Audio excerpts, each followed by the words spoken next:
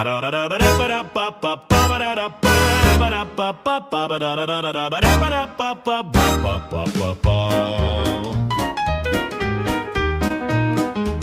like to say I'm glad to be here, but why start with an untruth? Being here is like reliving my misspent youth. Face leaning on my hand like a fed up kid. Sat here in my robes with one closed eyelid. Every day and twice on Sundays, probable cause from DNA. Your time in advance conspiracy theory is so crazy it's making me weary.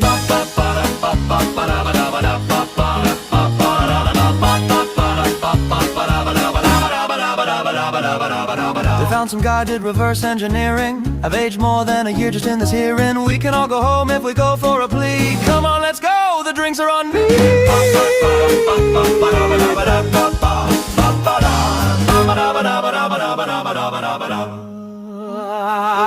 Every day and twice on Sundays, probable cause from DNA. Your time in advance conspiracy theory is so crazy it's making me weary.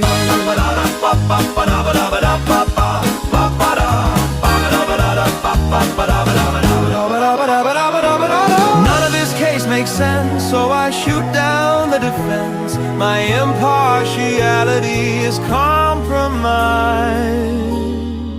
Is this gonna be televised? Every day and twice on Sundays, probable cause from DNA. Your time in advance conspiracy theory is so crazy it's making me weary. Making me weary. Making me weary. It's making me weary.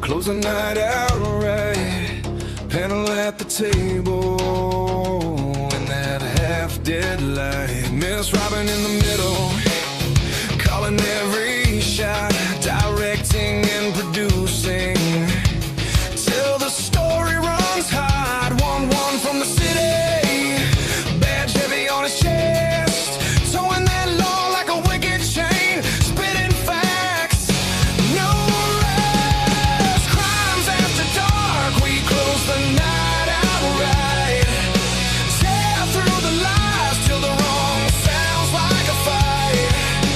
All of the answers buried so deep out of sight. We watch the threads unravel, we watch the threads ignite.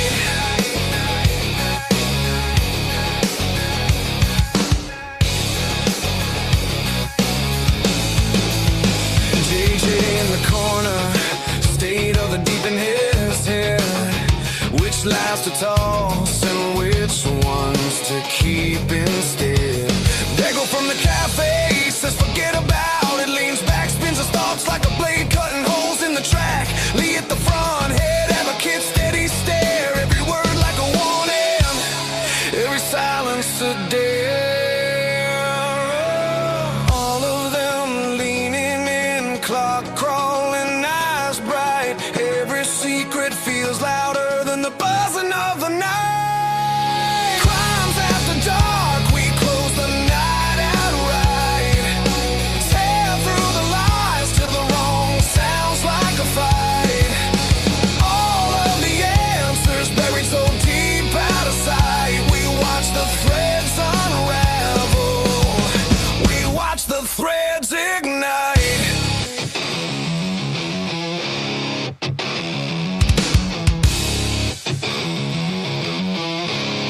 You can bury it in paper, you can lock it in a file, but the truth bleeds through, drip by drip, tile by tile.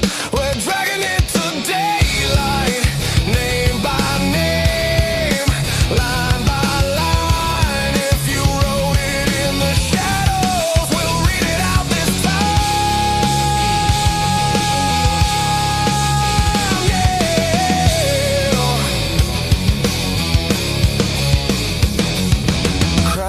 after dark, we close the night outright.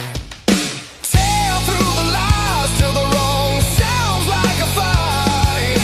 All of the answers buried so deep out of sight. We watch the threads unravel. We watch the threads ignite.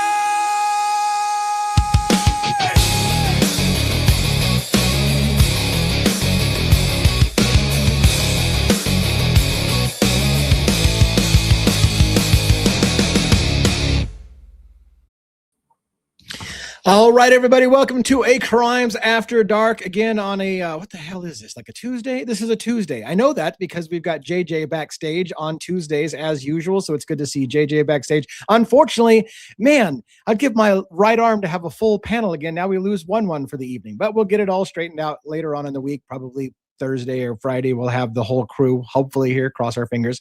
Either way, our panel is designed to be not interchangeable, because that makes it sound like everybody's replaceable, but to allow more than one person to be here and somebody to get the night off. We have Dago from True Crime Cafe backstage, Logan, Bronx Tales, True Crime. We've got Robin, of course, not 1-1, so we won't have a monologue. We're just going to talk a little bit more freely before. We'll take up a little bit more time saying hello, maybe. I don't know. We'll just see how it goes and play it by ear. All right, so let's bring the panel up in the order they are backstage with no need to wait and save 1-1 for last. What's up, Dago? Whoa. Good to see you. You too. How are you? Forget about it. I have Good. to do that whoa thing now because I see it in the chat now. So I feel like It's becoming part of your my thing. Yeah. It's a signature move. It's a signature move. Whoa. So there you go. I did it. I like it. I'll Pokey. I think it's Pokey that likes it. So I'll do it. I'll always do it for her. Anyway. Good to see you, sir. Hope you had a great day today. Yeah. Any you want to give us any updates on your live shows or anything you did today or exciting stuff? I had a very offhanded show I wasn't expecting. It was a great one. I was doing an open discussion, let's catch up on true crime type show, and I was graced with Miss Jody from Defense, the Defense Rests. Yep, you can say that again. Happened there, but she popped up there. Eddie was up there today. He usually joins me. She popped up there. We discussed a little Idaho 4 stuff. Eddie made some great points, as he always does, and then Jody popped up, and we were discussing a little bit about Letcher County. And I was catching up some people that I know are newer in my community that probably don't know it at all. And then luckily as it was, just as I said something about that, Miss Taya Adams jumped up on. She clicked our link and jumped up and joined us. So that was very interesting and an awesome addition to the show. And you said your audience hadn't really been super exposed to that story, right? Especially like Taya's story, and they knew her story of, like, when she interviewed with Brian Enton. Yeah. They knew that. Most of my community knew that, and they knew the basics of it, the shooting and why and blah blah blah, all that stuff. But they didn't know a lot of the background stuff, and I have quite a few new people in my community too that didn't seem to know a lot about it and all the background details. So it was very helpful to bring them into the picture of it. And hold on a minute, is that mine? It is. Thank you, Bronx, very much. Bronx Tales True Crime for that super duper super duper shaker. Yes, so thank you, dear. And so it turned out to be a really amazing show. There was a lot of conversation about, how this stuff goes down and how it is just been going on forever and ever and ever, and there's nothing being done about it, how horrible it is, of course. What they do to you, the grooming, the children being taken away, this, that, and all that wild stuff. Yeah. Excuse me. But that county is a mess for sure. And she even said that it's all the surrounding counties as well, Pike County and all them other ones that are out there that are probably truly involved as well. So the whole Appalachia area seems to be rife with. I've been told stay away from the Appalachia area. So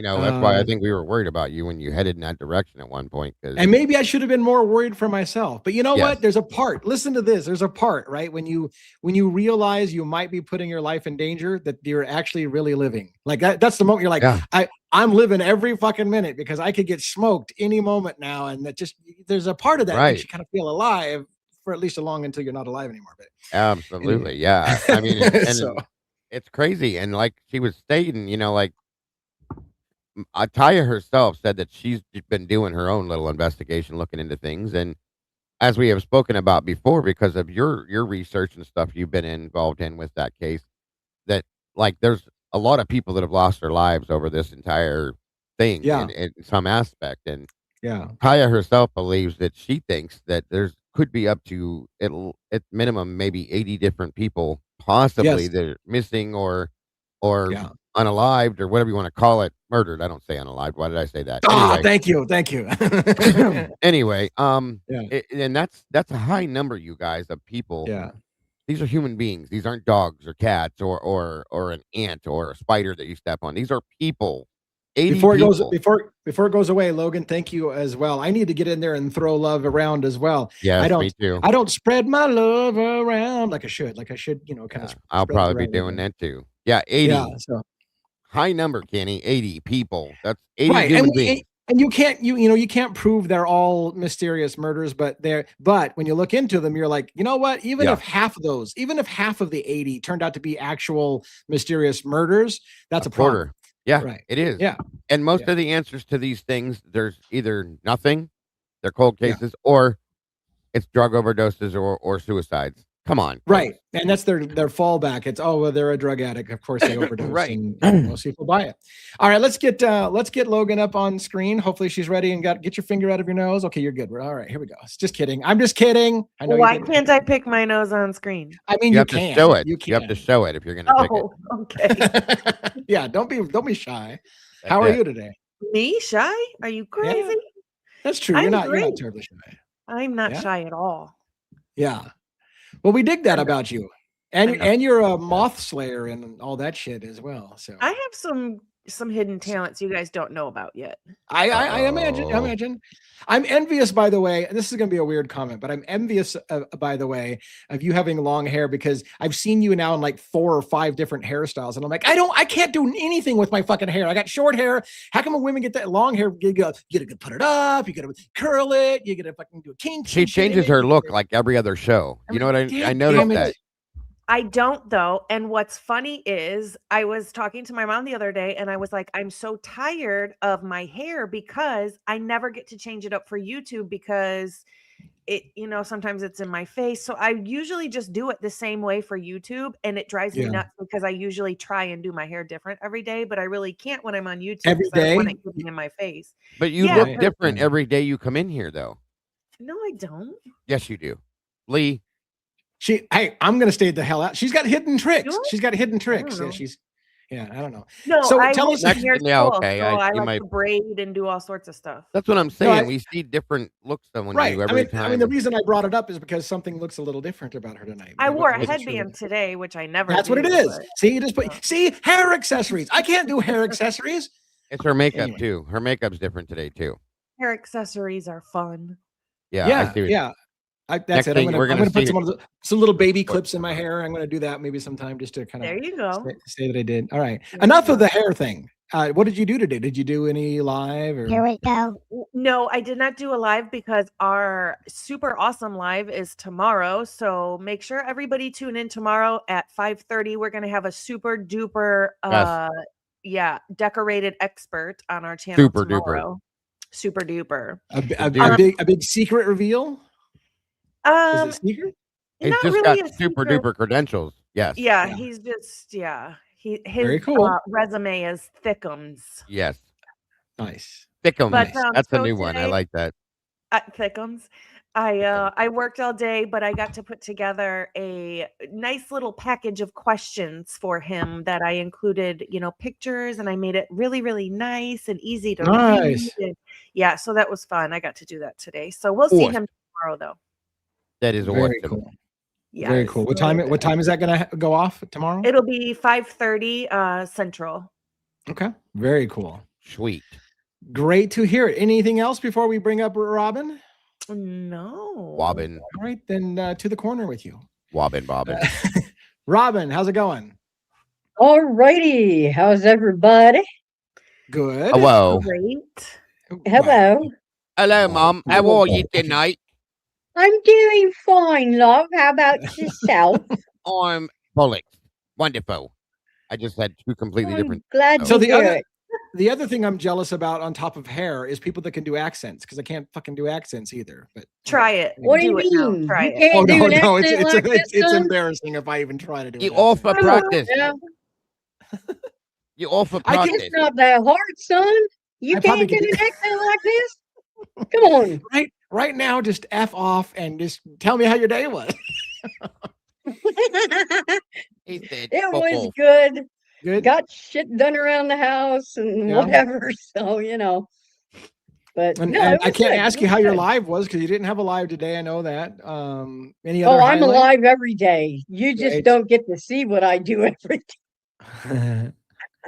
Well, He it's has good her to own have you on the personal show. live. Yeah, right. And I can't even talk about half the stuff I do, so you don't get to know. You know? Well, that's what I'm saying. You know, Right? if You're you like, had you're like, I cameras could in my tell house, you, but you know, yeah. the way I would chase the dog around when he's ripping up my Right. pay stub, and Or you when you know, have when you have your OnlyFans account going, people don't want to yeah, necessarily see the yeah, raw show. Yeah, I get it. Yeah, absolutely. yeah. Okay. That's good. Well, let's get JJ up on stage with us as well. JJ, State of the Deep, how you doing? I'm good. How's everybody doing?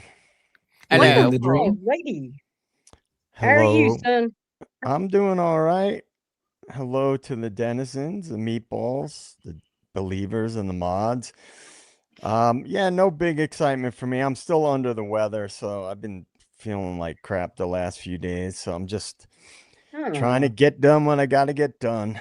I That's want to about it. understand. I got a side tangent. Where does the phrase "under the weather" come from? Aren't technically everyone under the weather? I mean, the weather's above us. We're all down below the weather. Isn't everyone under the weather? Where did the under the weather come from?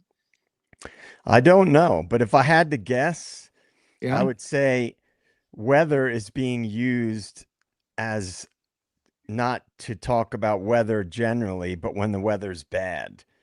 Because some Yeah. people say there's some weather coming in, which Yeah.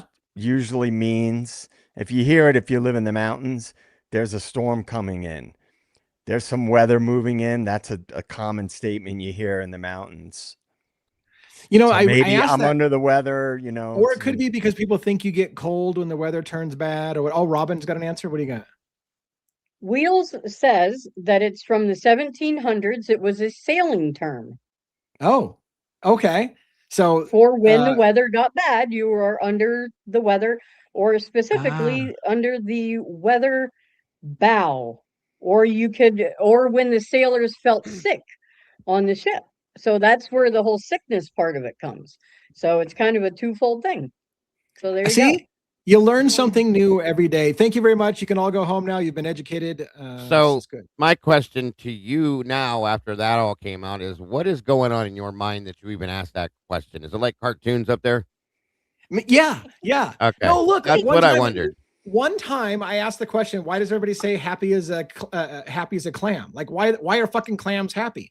And I found out it was super interesting. Like at high, it's the whole phrase is happy as a clam at high tide, because Sure. at high tide, they're all safe underwater. But then the tide rolls out, the clams are exposed on the beach, and now they're easy picking and they're dying, right? And I didn't know. So I was like, wow, I thought clams were just fucking really happy sea animals or something. I was like, oh, okay, why are clams so fucking happy? But it's a happy as a clam at high tide. And then I thought that educational moment was enriching my life. So I thought maybe we'd do that. So Thank then you, Dago. Thank you so Cartoons. much. cartoons. Yeah, I got you, buddy. It's cartoons. Yeah, it's Yeah. it's pretty Yeah. much cartoons. Pretty I get much. I get it. Yeah. Pretty much. Hey, have you guys talked about the JLR situation at all? Yes, we did a little bit. Do you want to talk about it? We did talk about it a little bit. Well, I mean, I know about what happened, and it's interesting because when the case first happened, the Idaho 4 case, and it was a lot of content creators were covering it early on, and he was boots on the ground early on, right? That was my only exposure to him. I had never Yeah. followed him. I never knew who he was, never watched a single one of his videos. But then as things in the case progressed, I started to see the way that he was handling things and the narrative pushing that he was doing. So I just got a bad taste in my mouth about him because it almost seemed like he got co-opted. Yeah. And he was just riding the wave of whatever the mainstream was pushing, and he was utilizing that, just to get the mainstream sort of people on his side or following him. You saw the picture of him with Steve and Christy Gonsalves, right? Yeah, I did. I just looked at it a minute ago. I've seen it several times, but it popped up on Reddit. What's special about I haven't seen it. What's special about it? I think it just says something. That's all. It came with his goofy little media T-shirt on, and he's between the two of them. And are they posing with him like they like his content? Oh yeah, that says something. They're standing in there together when he went there, and that to me it kind of says, hey, it's weird because they did that early on and then poof, nothing else with him. So, and that progression that I saw is what really turned me off with him, and I never watched any of his videos after that. And then, I had known that he had done time. I knew that. I knew the rumors about him. I knew things that popped up simply by following things in message boards and whatnot. But then this shit comes around, and it's interesting. Yeah.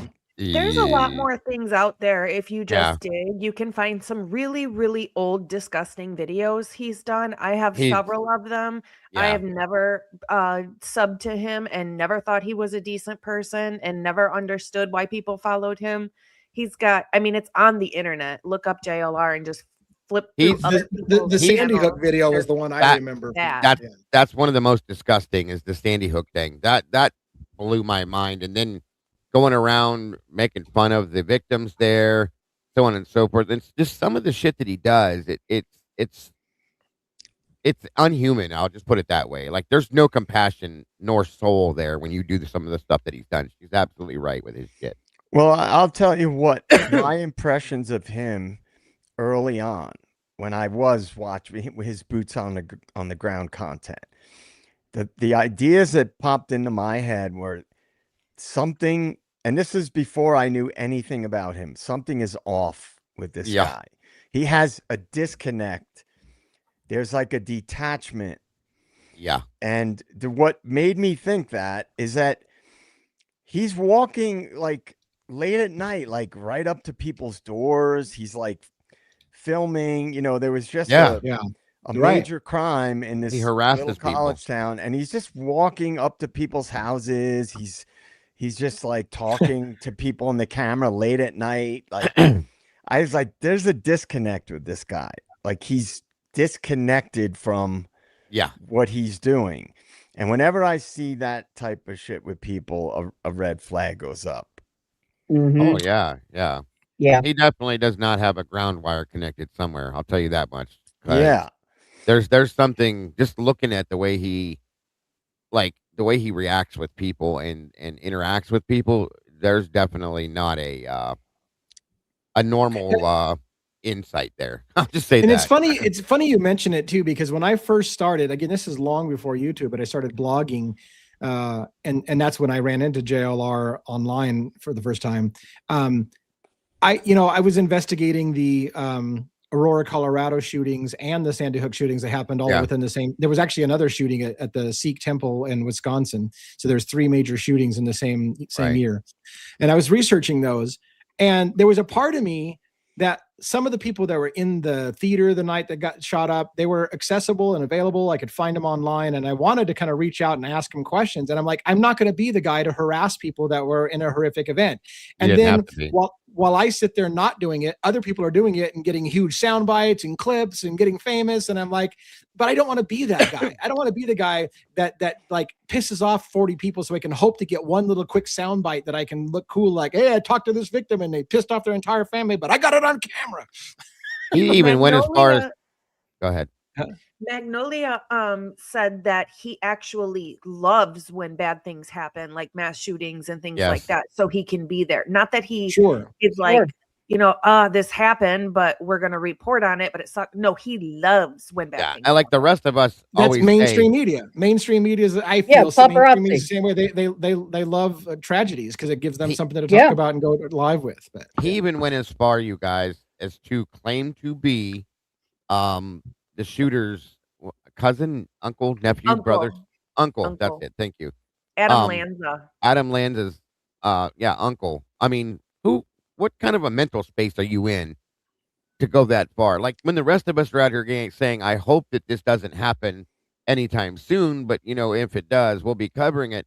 He hopes that it happens so that he has something to do. The dude's a mess. So, yeah, and I feel like shitty because I have said in the past, he's really doing good coverage on this. So we got to give credit where credit's due. I've never cared for him as a person, but yeah. you try to do that, and I regret all that at this point, knowing Well, remember how when dark he actually is. when he was streaming Guthrie just recently, everybody Yeah. on the internet Yes. felt like was tuned into his show. The whole fucking, like, our shows were dead because everybody was Yes. watching JLR. He's live on the ground at fucking Guthrie's house and he's ordering Uber. Look, that Yes. motherfucker's ordering Uber at her house. So they eat it up. People eat that shit up. I Yeah. don't know how he's still. Well, I do know how he's still out here, but I mean, at some point, it's going to have to be, like I've said before, enough is enough. You should only be able to get away with this kind of stuff for so long before it comes out. You know what I mean? And I'm sure there's other things that if he's done the things he's done, what else has he done? Is all I'm going to say. Yeah, and to me, when somebody has that disconnect, like when DA and I went to Moscow, I was pretty clear, like I don't want to like stir shit up. I don't want to be like intrusive, and I had no interest, me personally, in like walking around or like whatever, interviewing people or anything like that, because I don't want to stir shit up. Like I have no interest in that. I just wanted to be there, see the place that I've seen a million times in videos and whatnot. Yeah. We went everywhere. We drove a lot. Now I had, sorry, go ahead. No, but I just, I told you, I'm like, I don't really feel comfortable like digging into shit while we're here, like to annoy people because they're probably exhausted from it. He only lost 7,000 subscribers over this. Yeah, That's I told you he's not sickening. going to lose much. Yeah, he's not going to lose much at That's all. In sickening fact, to he'll me. probably I'm sorry. grow in the long term. In the long term, he'll probably grow off of it. Because Thank people you, like Bianca. drama. Thank They you do. so much, Bianca, for the $5. And just in case anybody hasn't seen it, there's also a video out there of him pretending to give fellatio to a pop bottle saying, I wish this was Hitler because I love Hitler so much and this is what I do to him. And then he hailed Hitler. Yeah, Really? dude, Well, yes. well, he yes. likes shock value, but what's the? I mean, how does the people eat that up? People eat that up. Anyways, I don't know. Awful. Mental disconnect. JJ hit it on the head. Truly not all there. Like I said, it makes you wonder what else has gone on that nobody knows about. That's all I'm saying. Oh, I didn't know he got new teeth. But he's got an enormous channel. Sometimes it's not how you use it; it's the size of your channel that matters. I guess you need to. Look, I was going to say earlier. Here we go. Here we go. It's oh shit. What I was going to say earlier is, I sometimes when I'm going to like Kentucky or Idaho or whatever, I'll say, hey, I'm going to be in town. And if anybody wants to meet with me and tell their story, reach for, and I'll do that all day long. Like if somebody, well, I'll be cautious. I'm not going to go get lured to my death somewhere. But the point being is that that's what I like to do is I like to put the invite out there. And if you're willing to talk to me, let me know. I'm not going to bang on your door and interrupt your dinner and be like, hey, can you talk to me? Like, no, but if you tell me, hey, I want to see you, and you got some information, I'm probably coming to see you. But that's how I prefer to do it. But we haven't got there yet where a lot of people do that. I have had a few. I have gone to a few people and talked to them after they said they were willing to talk. So, well, I'll say this much. Thank you for donated gift memberships, Cynthia. We really appreciate that, and welcome to all the new members. Yeah, I just realized I have to be looking at a certain screen to see who got the memberships. I have to be watching my own live, so which is weird. Yeah, what I won't be using anything he puts out from this point forward because seeing this and knowing that this is a reality, he don't deserve any extra. He has more than enough. So, oh yeah, that's what I was gonna say too, Sausage. That's what I was trying to explain. I just couldn't think of it. She said, "I think the disconnect is actually pathological to where if he uh underwent a psych eval, he would be diagnosable." I fully, truly agree with that because of things I've watched him do that I can't. I question like, what are you doing there, bud? It's just Yeah. something's not right at all. So So, yeah, I think it was Logan actually who brought it up. Somebody became a new Yeah. member. Whose channel? Looks like one of your channels got the Yeah, new membership. thank you, Dylan. Bill Death Investigates, for joining our Turtle Club over here. Oh yeah, We Dylan, who was appreciate on our you. show the other night, right? yeah, it's awesome stuff, Dylan. Sorry, buddy. Yeah, it was good. It was good stuff being on the show last night. I love that. By the way, let's remind you, Dylan. we have room for a guest if a guest wants to come on and join us tonight. So let's put the link out there in the chat and see if somebody wants to raise it up and come up. Come on up. Join us on stage. We don't bite. Sometimes We don't. But Logan anyways, does. yeah, Logan, I think, was the one that brought up the JLR thing for the first time on our channel. So yeah. Do you guys, I have not dug into it beyond just what, like Jules talked about it and a few different people, and it popped up on message boards, but I didn't dig into it because nothing surprises me, Logan did. About people. Yeah. I mean, what do you all, how strong is the evidence? I mean, is it pretty conclusive? I think that her it's nose pretty good, was yeah. broken. Yeah. Visibly And broken. You could see the like he didn't just and what pisses me off is he's a little wiry. I'm not gonna go there. Anyway, I have a huge issue with men hitting women. End of story. So when I saw her black eye and some of the other things, it just sent me into a complete total mental rage. So and it just like yeah, I hope to God that this goes forward and that the charges stick and he goes to trial and is convicted for it because it's disgusting. It's absolutely disgusting. I'm sorry. Was she a content creator? Yeah. That's what I asked too, but yeah. Well, yeah, just because I wasn't familiar with who she was. I haven't followed him. She has a years. channel, and I think she tried to, but I think he held her back from doing her own thing just so that she could do for him, is my opinion. I never condone abuse in any way, shape, or form, but to be just say something on the contrary, in a sense, she did accuse a politician of raping her when she was 15 and impregnating her, and she went to the New York Post to have them run the story, and they would not run the story because it came out that she was lying. So wow. So yeah, I heard that. That's tough. That's tough because if you shoot your credibility, then when something does happen, like somebody broke her nose, and I was gonna say you can't break your own nose, but yeah, you can actually. You can break your own nose. I know that she doesn't have a great past, but to me, I still believe that he did put his hands on her. I don't care what the excuse is. You don't do it. So, but I only asked just because I didn't look into it, and we've all seen many, many examples of false claims being made about stuff, and again, I know nothing about the case, but if someone is, a little wacky and they're really, really attention seeking, you don't know what lengths, or money seeking, whatever. You don't know what lengths they will go to. Yeah. And we've all seen that. So I only ask just because I don't know the details of it. Well, there's a difference between ruining somebody's reputation with words and ruining somebody's face with your hand. Yeah. Yeah. Are there any witnesses or anything like that? I don't remember in the document said she had a witness list of a couple people, I think. So, yeah, I apologize. I didn't get any of the details on it. It just seemed like, yeah, they're like I said, they're both. They were attracted to each other for reasons. I'm not saying either one are perfect, but you do not. I don't care what the problem is or the reason is. You don't put your hands on a woman. You just don't. Period. So that's all I can say as far as that. Yeah, I'm with you, man. I have 4 sisters, and I've had to throw hands because of things that men did Absolutely. Absolutely. involving No family. reason ever.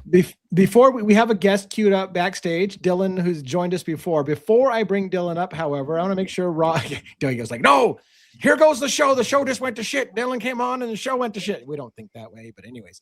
I love Robin, Dylan. He knows before that. I know.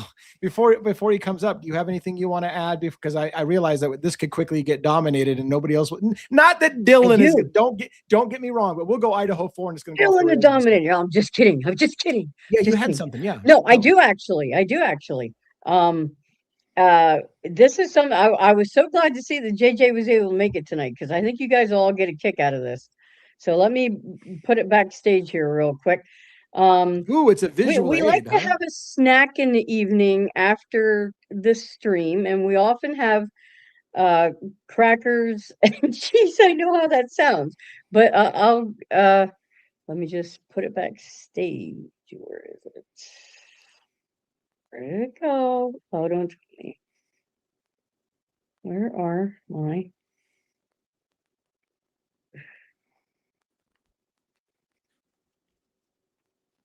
Go ahead and keep talking, guys. I have to find... Oh yeah, we're all waiting. Anticipation. All right, so yeah, we'll bring Dylan up in a second. Looks like you got the asset loaded, so we're gonna put your asset. I have one loaded. So oops, hold on. Okay, so we opened up a new box of crackers last night, and this is just the Dollar General brand, okay?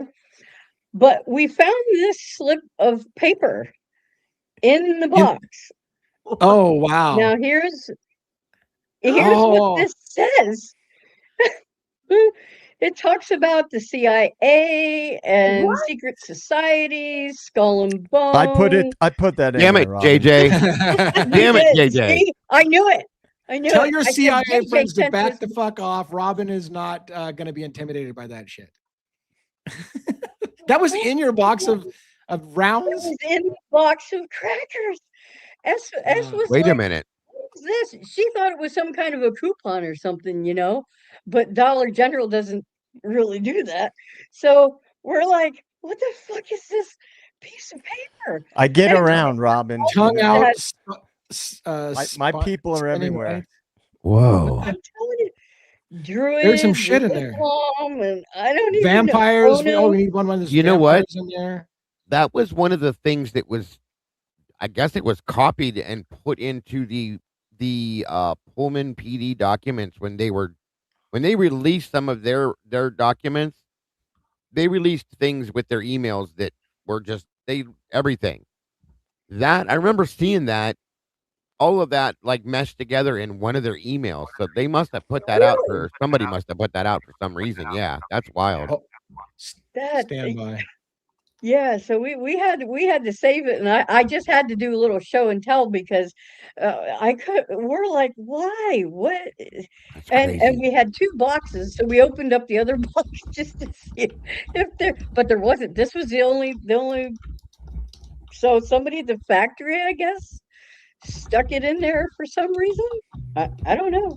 Giving you a heads up. I thought that was pretty interesting. So that is wild. Yeah, that's my side business, by the way. I didn't tell you guys about that. I have a little printing press, and I send out my stuff to my operatives that work in factories. Makes sense. Definitely. Someone wants me to read it all. Well, it's a lot. So it talks about secret societies. I think they're all linked. No, it's just from my phone. I just took a picture of it on my phone. I'll put it in Discord. I did a search on AI to see if it recognizes this as some kind of like common prank or whatever, and they don't recognize it as a common prank, but they did say that it most certainly was put in the box by somebody after it was in a factory or whatever.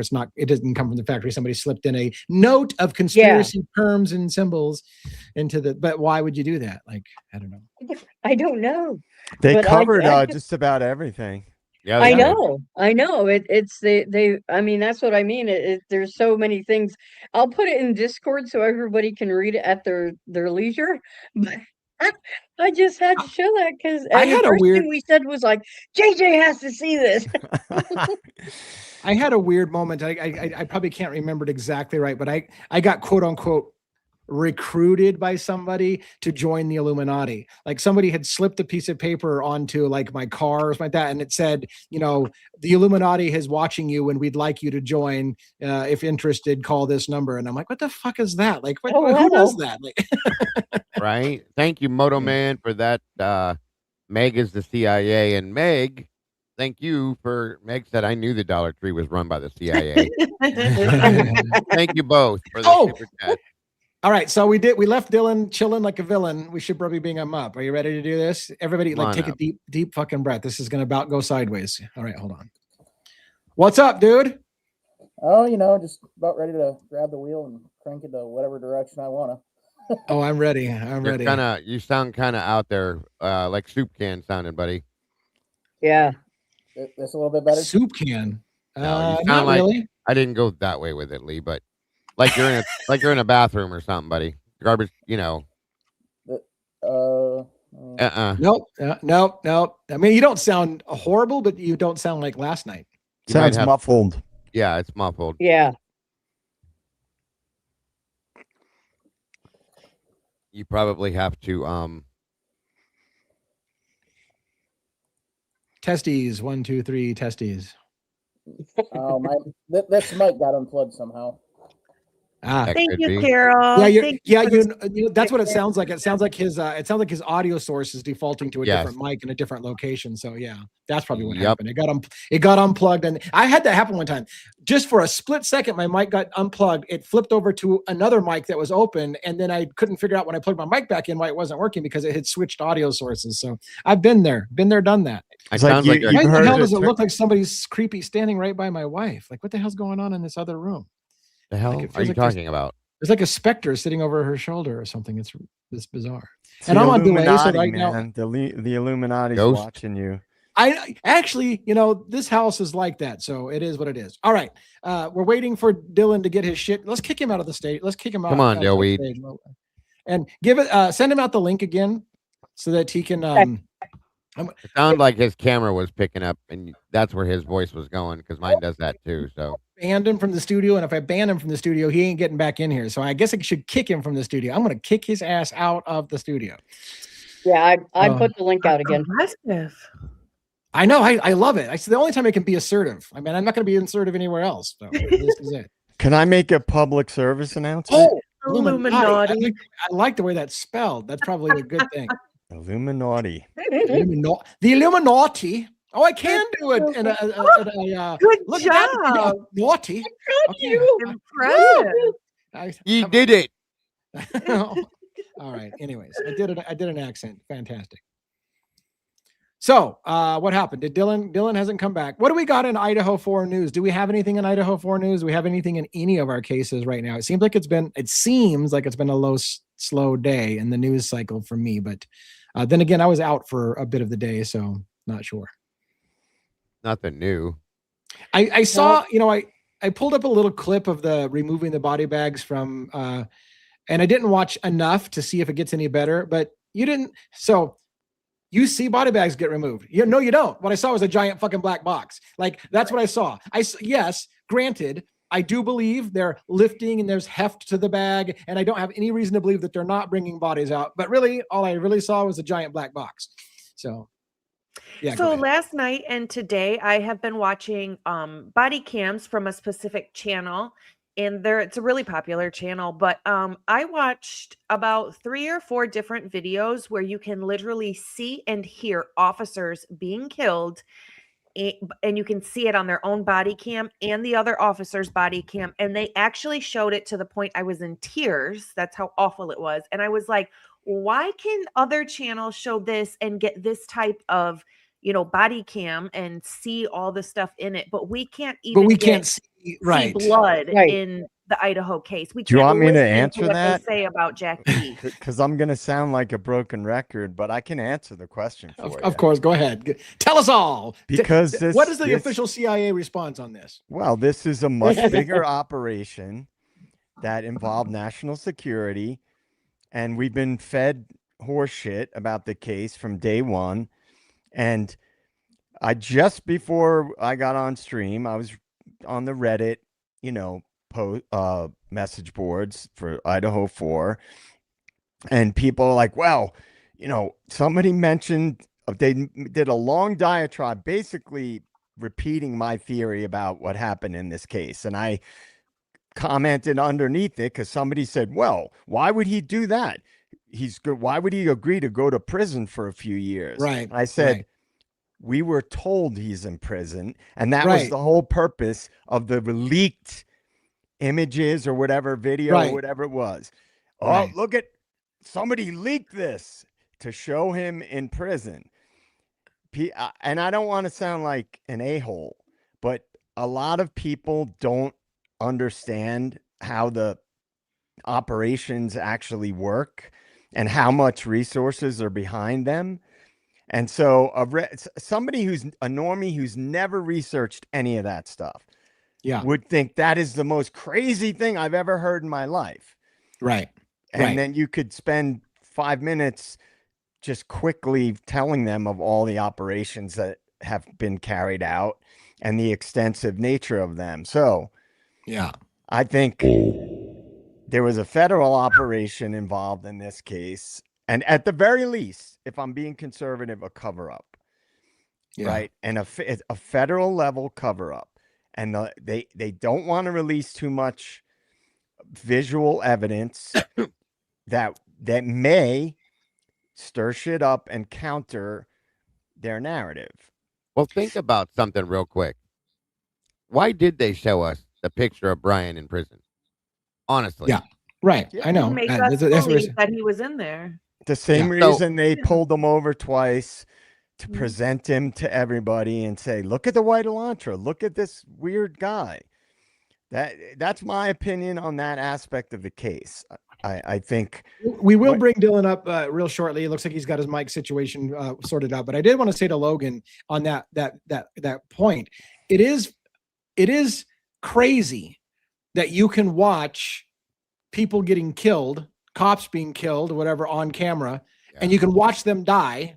But there's a law passed to make it illegal to look at crime scene photos in Idaho because somehow that's a problem. Like, why am I allowed to watch somebody actually be shot and killed, but I can't see the after effect of a murder?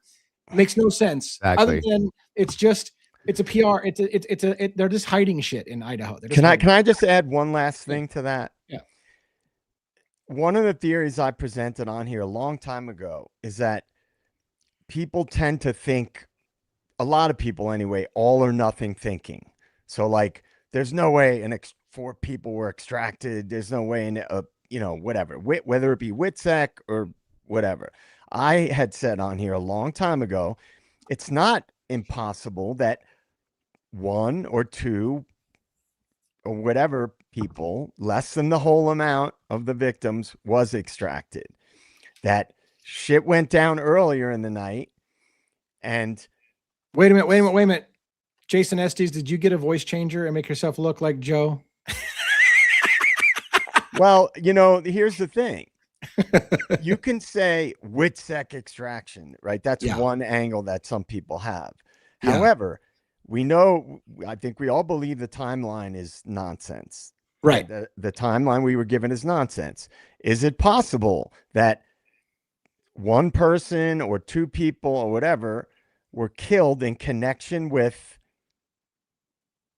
trafficking things, and it took other people out? Now, I'm not saying that's what I strongly believe, but what I'm saying is it would explain why they never showed clearly bodies being removed. It would explain changing the timeline. It would explain a lot of things. And so I look at things based on logic. Yeah. And I don't go with anything that doesn't have a logical basis behind it. And it would also explain why we've been lied to so much about everything. Thank you, Bianca, for the 10 gifted. Yeah. That is so Very- incredible. Very, very awesome. Congrats to all the new turtles for joining our turtle gang. Thank you, Bianca. All right. For And I was making our just turtle teasing gang you about grow. the I was just teasing about the Estes thing. I No, thought it was kind no, of funny. I was like, I is he- get yeah. it. I like, see, I reserve possibilities in my mind. I hold different ideas as Right. possibilities because you Yeah. can't think, well, this is possible, so that must be what happened. I don't think Yeah. of things that way. That's not how. And unless like I've said a million times, a whistleblower comes forward, we're never going to know the truth. Yeah. I don't believe we're ever going to know the truth unless a whistleblower comes forward. So the reason I brought that up is just all these other things. Like, why won't they show us this? Why won't they show us that? Why does it seem like, why it just seems like the way information was released was very strategic. Yeah. Yeah. All right. Well, let's bring Dylan up because Dylan hopefully has the microphone situation sorted out. Let's go on take 2. It really helps when you turn the mic on. It does. It does. So yeah, when it's lit up like now, it works a lot better. This is what happens when Dago leaves me alone for too long. You know why that happened, don't you, bud? Why is that? What? It's because of those weird clothes you wear that have like the G on it and all that. Oh other yeah, stuff. yeah. The That's Patriots why. hat and the Yankees. And, Yeah. yeah, That's why that happens to you. Some bad juju. Well, it's because I didn't wear it. I got the Bears hat on. That's why it messed up. The Bulls, the Bears, the Bulls, the Bears. The Bears. The Bears. Anyway, What's going on? What's on your mind tonight? what's up, buddy? So I was actually thinking because the whole thing with the coroner making the comments and everybody just being so chill, I don't care. And after what JJ said, it just doesn't add up, because even the heartless and the coldest people will walk out of that scene. You'd be able to tell they were a little shaken. Yeah. Even the hardest, especially in a small town. Yeah. And I mentioned it backstage to Dago when I was on. It was like, something's not adding up here. Like, are there actually 4 bodies in there? And yeah, Well, they can make it look like that, but so it's funny you mentioned that, because one of the body cam footages in the early stages, when the body cam footage started to come out, I actually gave kind of the opposite view, which is that one of the officers that was going through, I felt you could hear him continually taking deep breaths, which was a sign of trying to calm his nerves and kind of deal with it. He was always like, and he was struggling, I think. And I said, I hear genuine sounds of struggle, like the guy's trying to keep his shit together. And other people agreed, but I had some people saying, yeah, because he knows how to do acting. And I'm like, so he's paid actor that's going in to do it in the house. Like, it seemed like it was a genuine stress release, but Some of that could be from the smell. That's too. true. That's But another again, part, 'cause either I know one I've done suggests an that. actual right, but either one suggests a dead body, either from the smell or from the stress, Yeah. as opposed to a just staged crime scene. But I don't know. I've never doubted. I'm kind of glad this got brought up tonight, because I told you, I was reading back through some old Reddit postings and some other stuff on some old stuff with this. And it's interesting because, I didn't even know this. Did you guys know that the Gonsalves family challenged the fact that Brett Payne was brought in as the lead investigator due to his lack of credentials on this? No, I didn't know that. I didn't know What do you that. mean challenged it? Like in the court or just No. Like they were trying to get. They were like Voicing their objection to voicing it. their within- objection yeah. to the fact that he Okay. didn't have what they believed to be the right credentials to be in charge of the case. And they tried to, from what I read, they tried to reach out to have that proof shown, and they rejected him because it's privacy. You know, I get that too. That's not their right to do that either. But I see why they did. You know, they wanted a true investigator on this, but they had questions about the investigators, it seems, back then. I do know. I can't remember if I talked about this on the show, but I do know that I was surprised to find out several of the families, not all of them, but I think the Gonsalveses are one of them, filed a notice. How do they word it? In the early stages of this, they filed a notice of possible intent to sue Moscow Police Department very early. And what it was is it's an Idaho state rule that says you have to notify them within 180 days of an incident that you think that they did wrong, that you reserve the right to sue them. And they did that. Several families reserved the right to sue Moscow Police Department over the investigation. So that was interesting.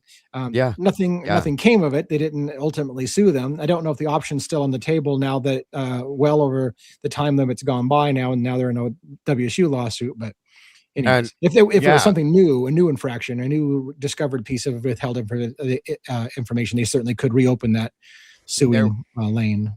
There was a lot of questions about which I remember that as interesting, but a lot of questions about his capabilities.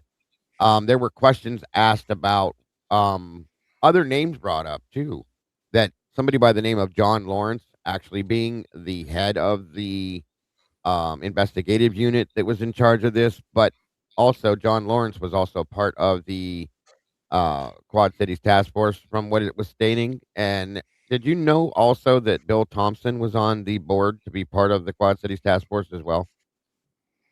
No. I didn't either. Wow. Yeah. Big wow. But there was a lot of things I was looking back at that I had never seen before. People were wondering about Tyson Barrett, how he ended up being put there to begin with, and then recusing himself because, quote unquote, supposedly he knew two of the victims, or his kids did, or something like that. There's a lot of these little questions here that are driving me nuts now, that were brought out. That what's his name? Justin Deere was somebody else that was part of the task force that was in the background that I never even heard of this guy before. He's a police officer that have no clue who he is. But the OCDTF, that's what it was. That Bill Thompson was part of that, as well as this other person, Dallinger. We had just talked about his training that he went and got with the FBI, that he was part of this whole thing going on. There's other stuff in the background that we have no clue about. You know what I mean? Yeah. And how does it relate to this is what my question is. And one of the big things that bugged me was that I had never heard this. Through everything I've heard all these rumors and crazy things that somebody had stated that at some point it was believed that the sheath was actually found underneath Ethan's body. Never heard that before. Never heard that. No. So, and then I'm reading through this. Okay. So the question is who put the sheath there and when? We were talking about this on my show earlier with Eddie. So I figured I'd bring it up in here today. When we watched Morris's body cam and we watched Brett Payne going with Ashley the first time she goes in, there's no body cams. We don't see what they're doing in there. That's an issue for me. Okay. Yeah.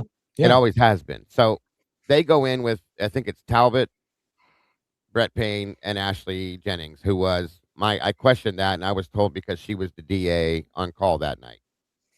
Then Bill shows up. Okay. I didn't see Bill go in, but I see him come out.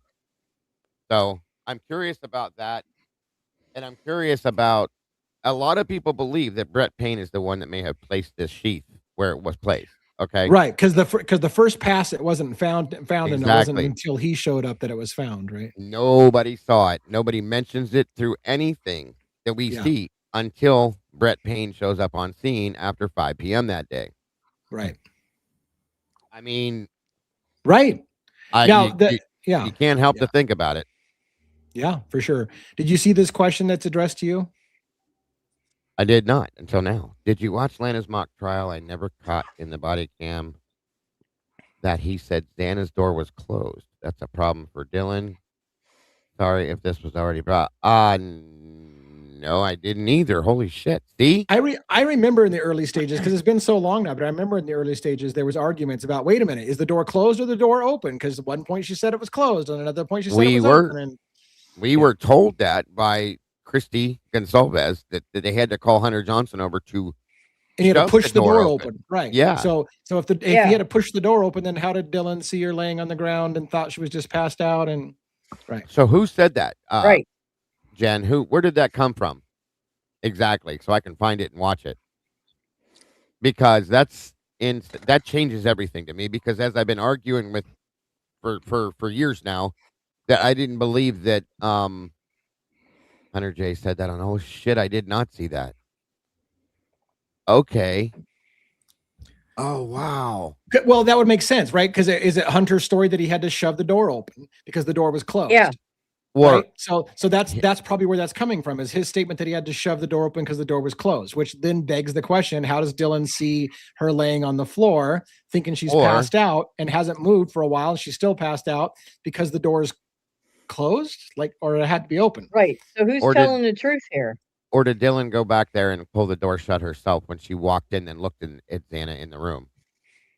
Or if I'm playing devil's advocates, here's something was unstable in the room. It was open for a while and then it fell over and shoved against the door, therefore mostly closing the door, and it had to be shoved back. Like something fell over. That would be the only explanation. It would give the explanation how Dylan can see the door open and describe what she sees with the door open, but Hunter's got a closed door that he has to push something out of the way to get it open because something fell over and leaned up against the door. I don't know.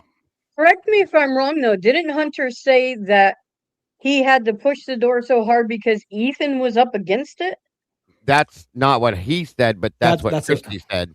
That's what Chris. Oh, that's what Chris. That it was Ethan. So, yeah, because can anybody get a fucking straight story? Yeah. Can we get a straight story on this? Well, we remember we watched the body cam footage where, I guess it was Lanier, where he said on the body cam footage, "Oh, I've got so and so back at the station working on a theory." You remember that? Yeah. How can you come up with a theory before you've gathered all the information? I'm just going to make up I mean, part of it's human nature. You see a crime scene, you're immediately starting to think, how did this happen? You're going to be thinking that question. So maybe somebody's go, I got a theory on how it happened without any suspect whatsoever. Because you're probably starting to piece it together. Like, how did that person get in that position? But you're having people back at the station. They're not on the crime scene. That's true. They're coming up with a theory. Yeah. Yeah. You're right. That would be a problem. If people who hadn't even seen the crime scene are formulating ideas on how it happened. Well, let's see. Our confidential informant got killed, and I know this piece of information. So now I'm coming up with a theory on what happened.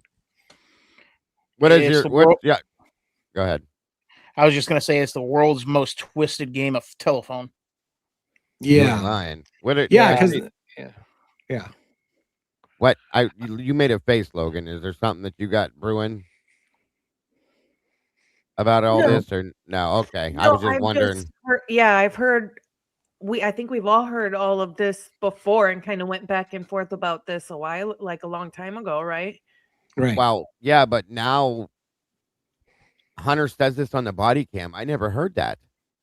What bothers me is how many versions of the story on almost everything there are. For example, another one I remember. Murphy was on the bed. The door was closed to Bethany's room, or it was open. Murphy was in a crate. Murphy was under the table when where the fuck was Murphy? It depends on which person you ask where the dog was in the first place, whether the door was open or closed and running free, or whether it wasn't running free. One of the cops said he was on the bed, and the report said it, but then in the photograph we see him under the desk. So right. And in Howard Bloom's book, he talks about the dog cowering underneath the desk. So does that mean he couldn't have been on the bed at one point and then cowered under the desk when he saw a bunch of armed policemen walking around the house? I guess he could have done that. But right. It's all insane, and they've used every aspect of that to continue their narrative the way they have. They know that it's confusing. They know that everything they give us is going to confuse us even more and make us ask more questions and run in circles, chasing our tails because we're not getting the truth. Somebody sent me a comment today that said something about Occam's razor. I'm going to read this comment to you. You guys tell me what you think. If I can get back to it. Hold on here. Occam's razor is often overused in the wrong way, but yeah definitely. Yeah, like the simplest explanation with the least assumptions is usually the correct one. Right. Oh, shit. But a lot of people use that. Yeah, definitely. They abuse it. Yeah. Yeah, to support their idea. And I would argue that the story we've been given is the most convoluted piece of horse shit that I've ever heard. So Occam's razor doesn't apply to, oh, he pled guilty, so he had Right. to be the one. You could say that in that case, but you'd have to look at all the other information too. Yeah, that's a good point. Thanks for who got the donation. That was one of your guys' channels there from Motomax. There you go. Thank you, Moto. It says it makes you wonder who was there. Was there anyone actually there? Yeah, that's a good point, Moto. Thank you, brother. Appreciate that. Number 4 out of 5 towards our goal tonight. That's Aw. amazing. One more, guys, and we hit the goal. Thank you so much, brother. Very much amazing. I can't find the comment, but it was an interesting comment. They referred to the Occam's razor based on other things they said. I can't find it right now. I don't know why I can't get back to that. It was from earlier, but it was interesting. It was relating to, like I told you, the John Lawrence being the head of the detectives or the head of investigative unit and all this other stuff, and it made me think about some things. So when I can find it, I will bring it to you guys.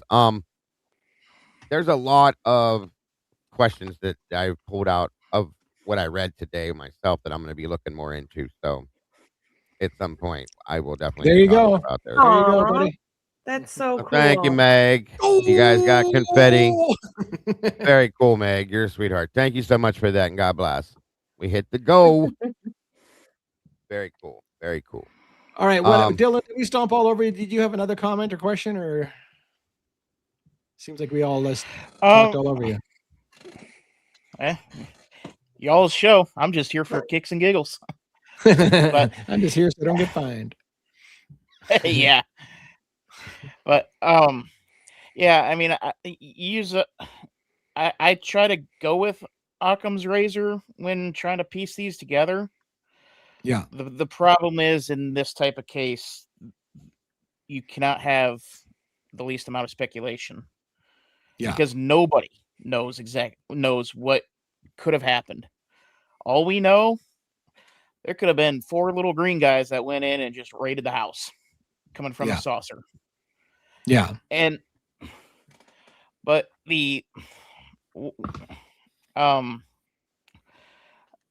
like I said the other night, the 2 things that I'm fairly sure of is Kaylee was the first one surprised, and Ethan was the first one surprised.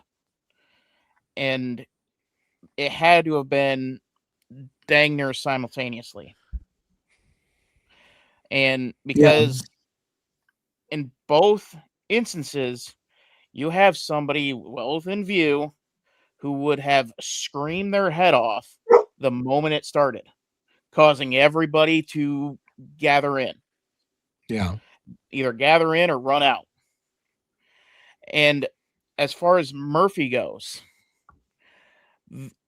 the thing about him just barking his head off, you would think that as soon as he hears unfamiliar sound coming up the steps, he would go off, regardless what kind of night it was for him. He would have gone off if he is the kind of dog that we are led to believe that he is. Because as soon as they start walking in the house with the boots, he's going to be alerted by that. Them coming up the stairs, he's going to be alerted by that. He's going to start barking, and yet he never does. Yeah. Yeah. Somebody, I kind of, we do this a lot, but somebody says Occam's razor in Idaho 4 is Jack D. For the most part, yeah. Right, because it would be the most the one that has the most obvious potential motive. But well, then with the CI angle, yes, with that, in light of that, the Occam's razor would be somebody got wind that there was a CI and the people that were at risk. Yeah. That's pretty simple too. I mean, snitches get stitches. And if they know somebody's working with the police and ratting on their operation and it's costing them money, somebody's going to get payback for that. And potentially in a brutal way to send a message. What's funny is that's what Kim, WSU mom Kim, said from day one. She's always been in that ring with that whole snitches get stitches thing, and that was before we even knew there was a CI involved. So The only mean, go go ahead. ahead. Sorry about Dylan, go that. ahead. Yeah, let's let Dylan get it, and I'll. Yeah. My problem with that, if it was on that sort of revenge, there wouldn't be anybody in the house to tell the story, which goes back to another theory that I have, that at least Dylan wasn't even at the house. Well, it's a good point you bring up. Like, I don't know that I 100% agree with you that there wouldn't, because again, if Dylan was related to the people who are sending the message, then they wouldn't hurt her. So I don't know that her being alive means that she couldn't have been there. Again, she could have known who did it. The other problem I had though is some people say, like, if you take the cartel angle, well, they'll say, well, the cartel wants to, in order to send a message, you don't pin it on some Joe Schmuck somewhere and make it not look like it. You want everybody to know who killed him. You got killed because you snitched, and everyone needs to fucking know why it happened. So if you were doing it for a sending a message thing, would you blame it on some poor schmuck or let it go down that way? If you wanted to send a message, wouldn't you want the message to be out there? This is what happens to people who try to mess with our business. Like, so the question is, would it go down that way if it was a retaliation hit? Well, it would depend on who received that message, who was that message Correct. sent to, and was it received? Because we can be looking at it as a frat boy, a bunch of frats coming in and doing damage, all that jazz, but everybody in the town knows exactly what happened. Yeah. So it could be that sort of disconnect. And you're right. Like right, you're right. The message could have been already sent to the right person, and they know, like somebody who knows damn well why the house got hit, they got the message. Everybody else can believe whatever the hell they want, but the person that needed the message may have gotten the message. So thank you, Jen, for the $4.99 super sticker, super chat. Thank you so much. Thank you. And again, with the trafficking angle that we've all talked about in many different ways, I think it's scary to think that the government was involved in really nefarious things, but historically the government does do nefarious things if it forwards their given agenda, and so this is irrefutable. This is not conspiracy theory. This is irrefutable fact. There's been countless books written about it. It's been reported on. So the cover-up angle, to me, has always been shady, because if you're telling the truth and this is what happened, and then you wouldn't need to feed nonsense stories to the public that don't add up, that get disproven with the more information that comes out. The timeline, they were all sleeping. Now what you guys just spoke about, the door was closed, on and on and on. We could probably list 100 things that turned out to be incorrect. Well, a lot of people would say, oh, there's no way there could be this like big operation involved. There's no way. There's like, it would leak, it would come out. It was like, well, it's done all the time. It's done all the time on very large scale levels. So I don't even want to go to that place, but of what are some possibilities are. But I just think that when you look at true crime, and I talked about this with Kristen and Ron, people look at true crime, they tend to frame it through a true crime lens. Like, this crazy crime happened. Look, here's the evidence. This was the weapon, what we believe was the weapon. This is the guy. This is the suspect. They follow a path of what a typical case would follow when you're following a case. But that's not the way things always are when there's bigger things involved. When bigger things are involved, you have to look at things beyond the true crime lens, which is what I always try to do. I want to share a story. I know you know this, Joe, but I want to share it for your type of thinking. And I'll give just the bullet points. It's a few bullet points. Whitey Bulger was a famous case in which the FBI let a hitman get away with murder and helped cover up his murders while he worked with them as a CI, and even helped prosecute innocent people for his murders to keep their CI on the take. So and if you don't think that's true, it's been written about in books by Judge Napoleano or whatever his name is that used to be on TV.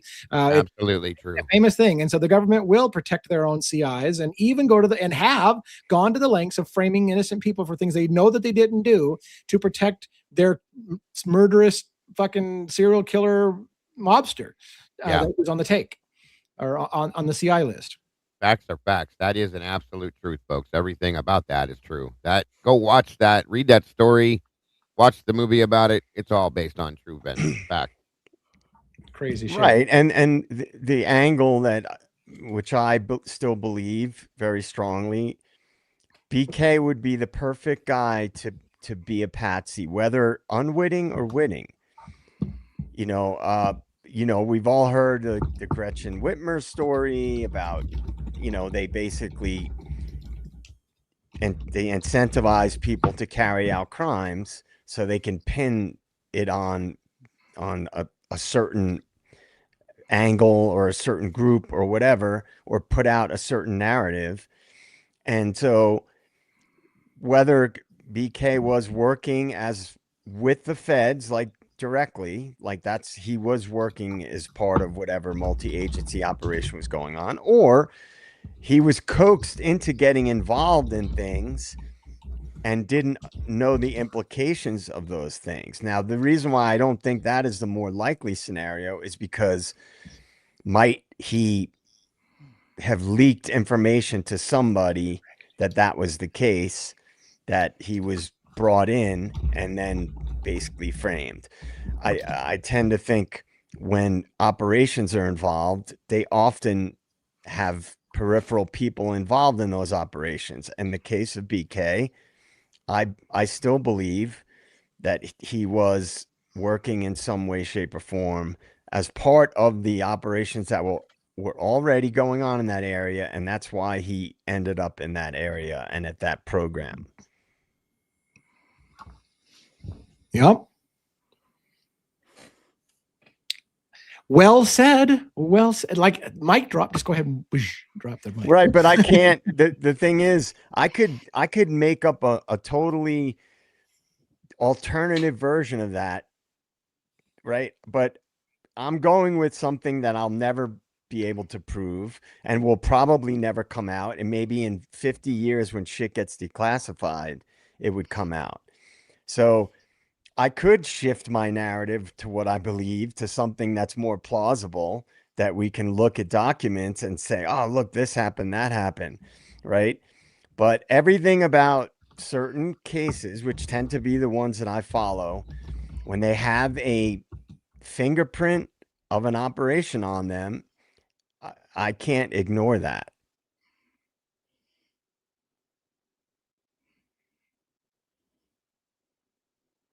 Good point. Everybody left you hanging there. Well, I'm not gonna change my story just because it's gonna be repeating the same thing. I'm not gonna change my narrative. This is what I believe. Mm-hmm. Makes sense. It does make sense. And I think it's also interesting to note that when it comes to complex setups like that, usually it's every third generation that gets it, every third to fourth generation who's able to do it so well that it doesn't get caught. And we're kind of in that cycle right now of where it's we got a bunch of morons running the show. And that's why it's done so horribly and so egregiously that we're able to pick up on it so easily. We're able to point at that and say that doesn't make sense, that doesn't make sense, that doesn't make sense. Because I can almost guarantee you, because if you notice, like all of the stuff that hits the fan, it's about a 40-year cycle. Yeah. So I never thought of it in cycles, but yeah.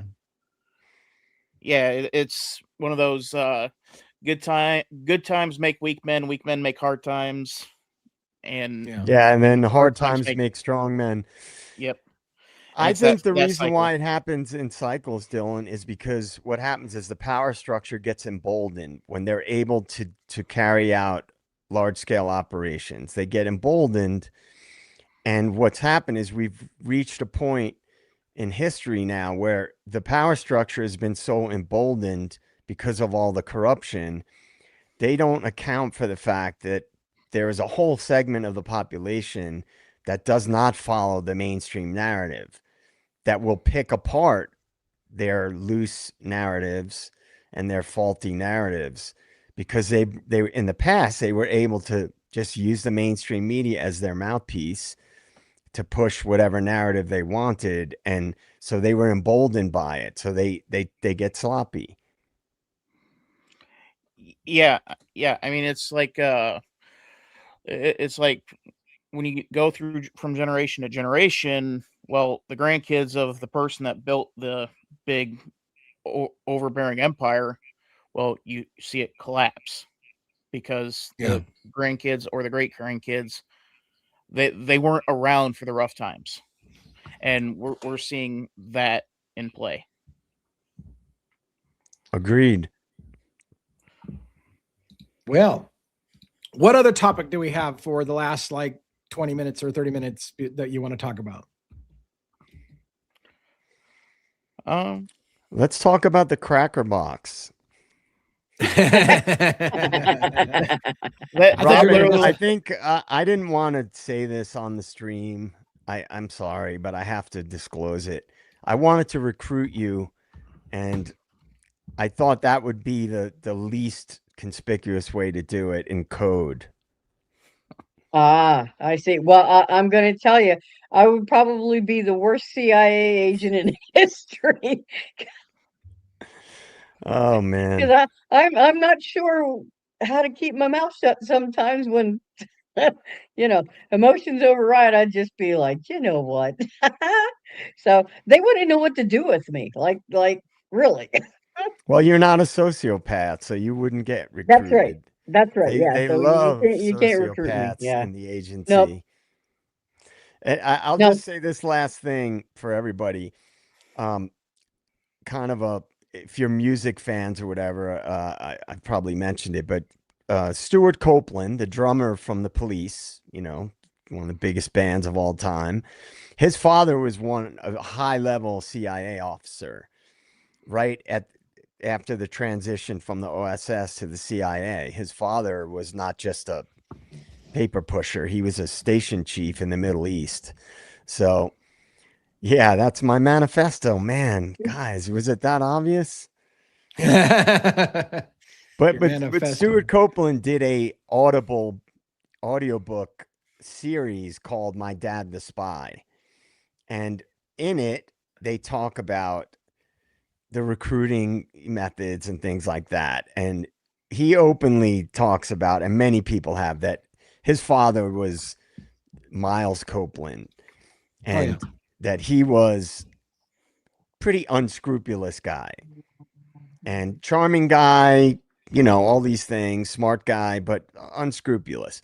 That is the type of people they get for operations, the operations part of the CIA. By every account, any book you read about it points to that. They kind of want that questionable type person with questionable ethics. Yeah, I would say I would say the government recruits certain people who have questionable ethics to do certain things that take people that have questionable ethics. So, I know that I think Logan has some, maybe, did you have time to put together some kind of quick and dirty headlines from things that are on other cases, or did you get time to do that today?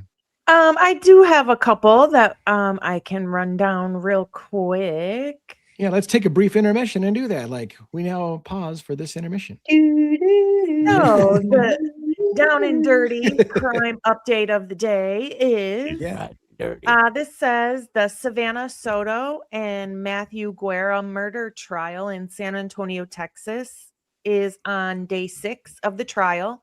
Testimony continued in the case against Christopher Picado, who is accused of killing 18-year-old Mercado.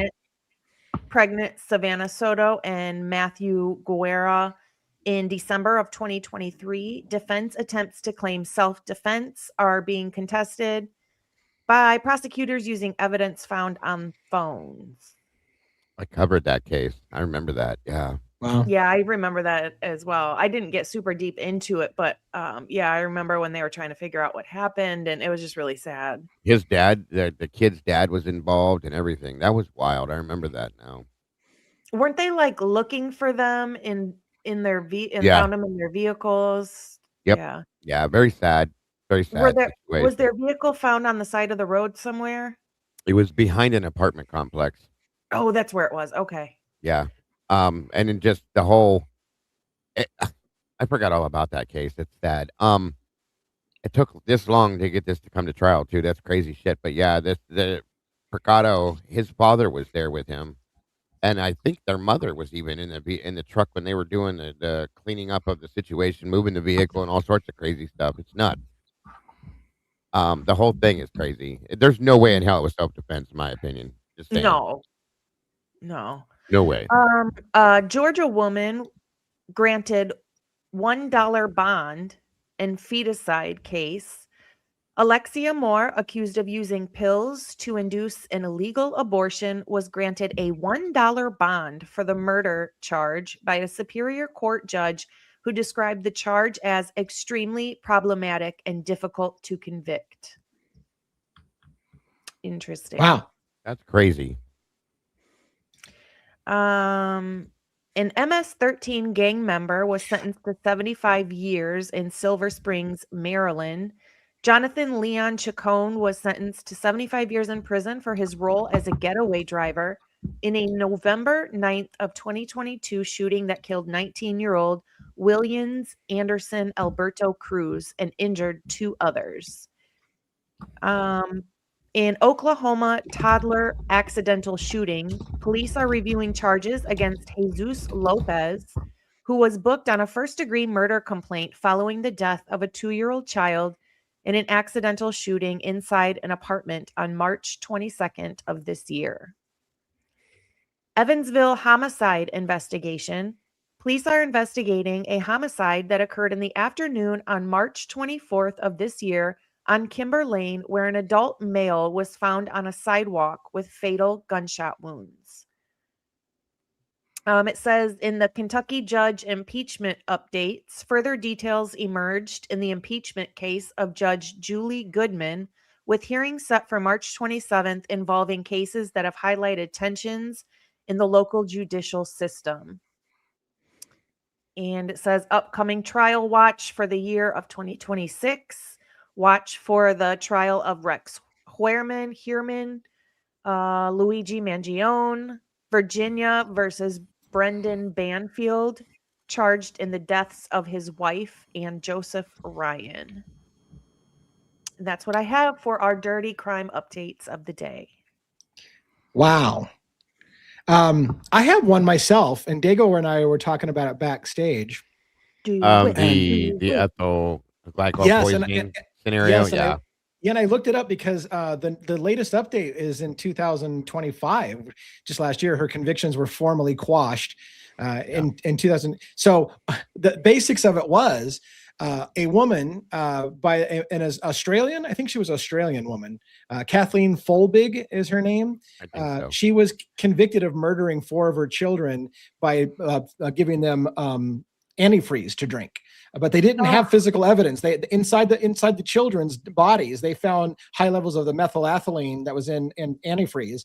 At one point, even when they were under suspicion, she brought like a bottle for one of her infants, and it died. And she was feeding them the bottle, so they assumed, oh, she must have put antifreeze in the children's bottle as well. But they didn't find any evidence. And it turned out after 20 years in prison, they found out the woman's body, it was a rare condition that produced that chemical and was killing her own kids. And it was just a rare condition that her body did it. And she got her conviction quashed just last year after 20 years in prison for murdering her children. And it was completely just a freak biological accident.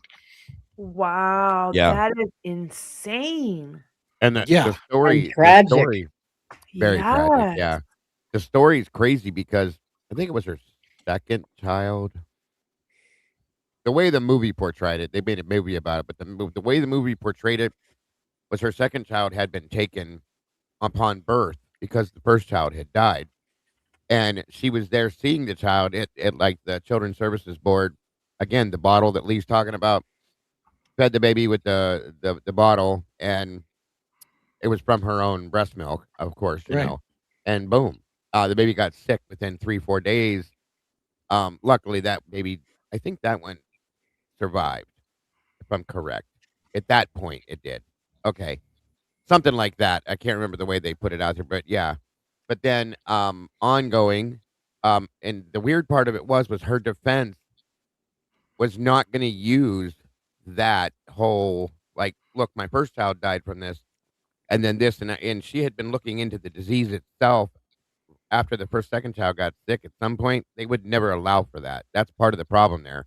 The courts wouldn't allow for that to be looked into, to be talked about, or anything and brought up. Which is what I think why she spent so long in prison. But at some point, they finally proved it. It's crazy as hell. I had a question for you guys. Did you guys follow the Oscar Pistorius case? Yes, I did. That was a pretty crazy case, man. That case, I had followed it from fairly early on because I knew who he was from track and field. And that story to me still seems sketch. Yeah. Right? I think it was on purpose. Yeah. It's just weird. There was that documentary, right? I don't know if it was Netflix, maybe. You guys know what I'm talking about? Is that the I'm one? not sure. Was it Netflix? What was her name? Her Steen Camp? Yes. Okay. Yeah, I think I did see that. Yeah. There was And a it was on Netflix. documentary. You're right. That's where I think I seen it at. Yeah. It was Yeah, pretty Netflix. it was pretty riveting, right? Because the way that the evidence was presented and the stories and the neighbors, what they heard and what they believed, and then you heard there were peripheral things. That's a case that is really interesting because, in my opinion, they never really exposed the truth of what happened. They only did on a certain level. DA, are you familiar with that case? I'm not familiar That's with that case. the Yeah. Olympic runner who had the blades. He was Yeah. Right. He was an amputee from the knees down, and he was like a world champion para Olympian. Mm-hmm. And he even was able to compete with able-bodied people at the highest level. And so he was like, anybody who followed track and field, he was like this hero. Yep. And then that crazy story came out. There he is. Yeah. They called him Blade Runner. Yep. Mm-hmm. The Blade Runner. Yeah, that would be him. Crazy story too. It is a very crazy story, man. Really crazy. So I'd encourage anybody who hasn't seen the documentary. It's either Netflix or Amazon. For some reason, I think it was Netflix that I saw it, and the girl that was the woman that was murdered was a model, very pretty woman. It was a whole thing, and like I agree with you. I don't think the real deal truth has come out on that yet at all. Because supposedly they had a real hot-blooded kind of relationship. Hot-blooded. And he shot. The bathroom door was shut. She was in the bathroom, and he shot through the bathroom door inward into the bathroom, trying to say he thought it was an intruder. An intruder. Oh, yeah. Okay. Yeah. Which, it's wild. You get up. She's not in the bed, right? She's staying. She's staying over. And it was just, I never bought the official story at all. No. You would think why would the intruder go to the bathroom? Right. All right, real quick. Go ahead. Finish your thought. Why would you not ask like who's in there before you freaking shoot a gun in there? Bingo. Right. Well, I remember bits and pieces because of this, and if I remember correctly, it was in like Brazil, Chile, somewhere South American. South South Africa. Africa. Okay, South Africa. So, from what I remember, it was like not the safest place to be, and so it could very well have been one Good of point, those Busy. where it's just one of those Good point. you shoot first, ask questions later. But they were in a wealthy little enclave. Yeah, it was a pretty it was probably like the best part of that area. Yeah. Where they Yeah, were at. there's crime everywhere, but like where they were was like if they show it in the documentary. I mean, it's like very nice, very, very high end Yeah. housing. Wasn't it a gated community? It was. Yeah, definitely. Now, the reason why I highly recommend that documentary is because you'll hear different sides of it, and based on logic and what I have heard over time about that case, it sounds like they had a very impassioned relationship. Let's just say that. Good And word. he was like this national hero athlete, and she's this gorgeous model who got a lot of attention from men, including wealthy men. And so, the guy, and then there's an angle that I don't know if they really touched on it in the documentary. I can't remember, but he was on steroids. Many athletes are. It's very, very common. So then you have the roid rage angle, Right. as well. But anyway, I recommend people check that case out. All right. What I would like to do as we're getting closer to the back end of our show is give a chance for our guest, Dylan, who's been patiently hanging out and listening to us yammer about everything other than probably what he came here to talk about, to give another parting question or thought. Otherwise, we'll wrap up. You got anything you want to share? Well, I'm just here so I don't get fined, but that's beside the point. But But yeah, I want to touch back on just kind of like the vibe from the body cams that came out last week, and just how nonchalant, how jokative it was. And I've seen people on TikTok, a CSI, former CSI, whatever, comes out and defends Mabbitt, and some lawyer comes out and defends Mabbitt, and I'm sitting there and like I can understand a little bit if it was like a place where that kind of stuff happens all the time. I could see a little. I'm glad you're going there. Yeah, I'm glad you're going there. Or it was one, but the last time anybody look up the last time they had a murder in Latah County before the 4? Yeah, it was there was several. Hannah Cleary, was she in that same Latah County? And she was a suicide. She was a suicide. Murder. Right. Oh, so you're okay. Well, okay. How about because that is an alleged suicide that some people think is murder, and so is the young kid that drowned in the water that they said was an accident that also could be. So official murder, I don't know. It was Molly McMichael's husband, wasn't it? 2000 Nisbet. Yeah. 2015. I didn't look into that case. I just know the year. It was Molly McMichael's husband, the DoorDash driver. Michael Nisbet. There you go. Or that was the case. Yeah, yeah.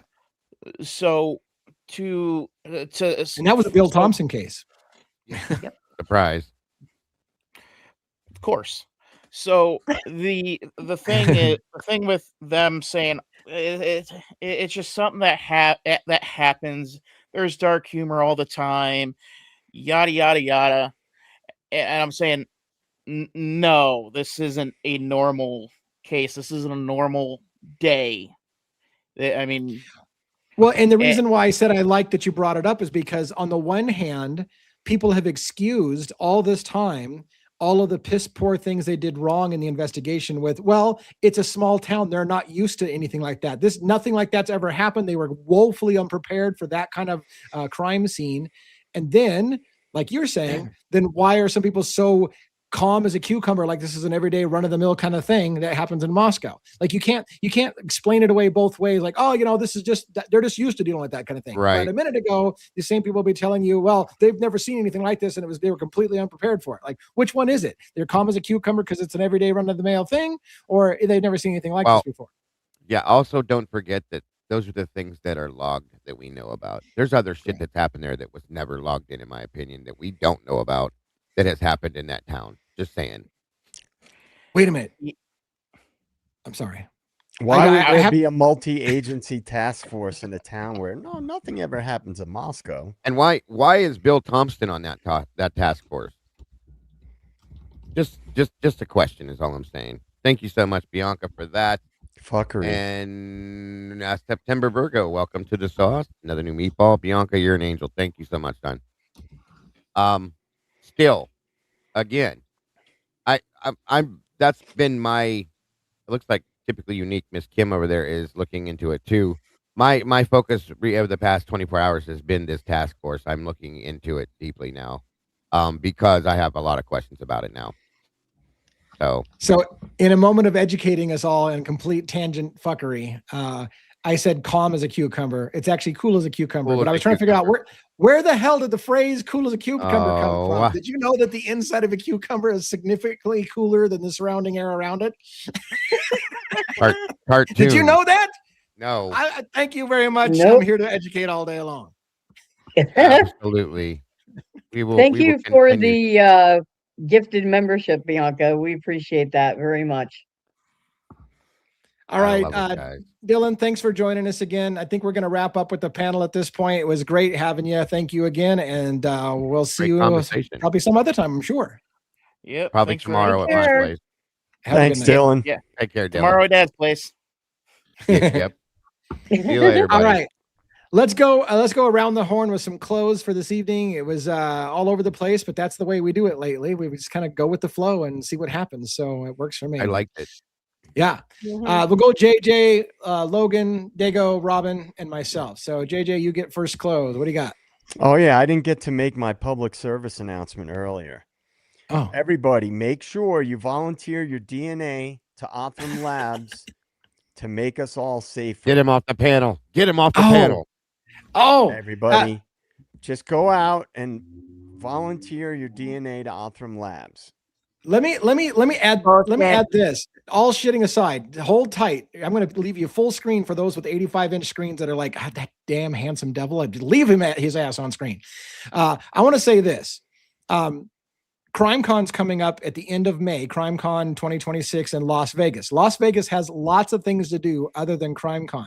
I've literally got JJ on the bubble on whether or not he's going to go to CrimeCon or not. And he was like, why can't other people join us at CrimeCon and make it an event? So again, I wanted to say, I'm not going to beg because I don't do beg. I'm not going to beg you to go. But even if you don't want to go to CrimeCon, which you could still get tickets for CrimeCon, even if that's not your gig, Vegas has other things to do. Come out and hang out in Vegas with us. Tell us you're going to hang out with Vegas with us. And maybe JJ, State of the Deep, will join you and we can meet JJ and myself. And by the way, Ali Benevento is supposed to be there. The Custody Queens and Ron from their team should be there. A lot of us that have gone on YouTube together will be there. So come join us. And more importantly, let us know so that we can get JJ to say, hey man, the whole thing is happening. We got to make it happen.